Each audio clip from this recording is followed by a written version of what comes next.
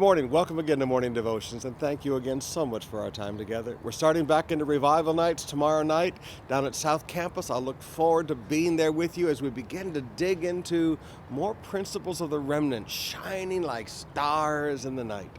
Right now, I want us to go back to the book of Mark, chapter 12, beginning with verse 41. To me, one of the most, if not the most important passage on giving in the Bible. The thing that releases us from poverty is when we learn to begin to give, when we learn what generosity is all about. Beginning with verse 41, Jesus sat down opposite the place where the offerings were put. I like that. Did you know Jesus watches the offering? He's the same yesterday, today, and forever. He watches us put our offering.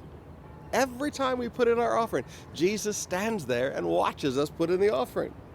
Jesus sat opposite the place where the offerings were put. Notice he didn't walk by, he sat down and watched the crowd putting their money into the temple treasury.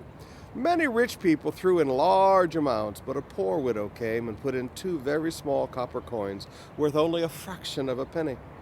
Calling his disciples to him, Jesus said, "I tell you the truth. This poor widow has put in more money into the treasury than all the others.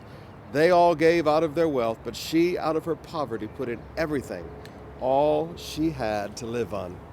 Now, the other night, we had Maisuke came to visit the tour group, and a lot of our people bought widow mites because they're still not worth very much all these years later. 2,000 years later, they're still worth almost nothing.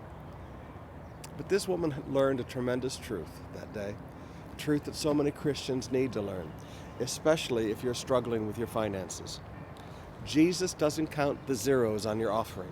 And please forgive me, Jesus doesn't care about how many zeros are on your offering. Jesus cares about the generosity of your heart.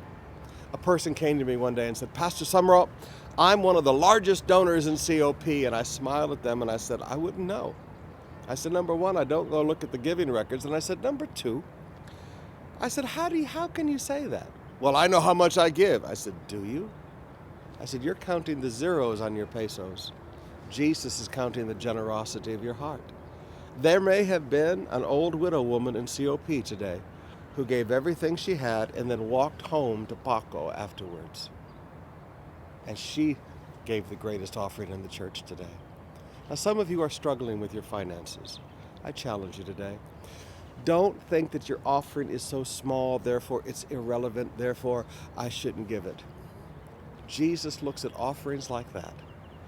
That's what he multiplied the fishes and loaves with, a little boy's lunch, and he met the needs of tens of thousands of people on that day. Please, sow your seed. As that generosity flows, God will bring blessing to your life.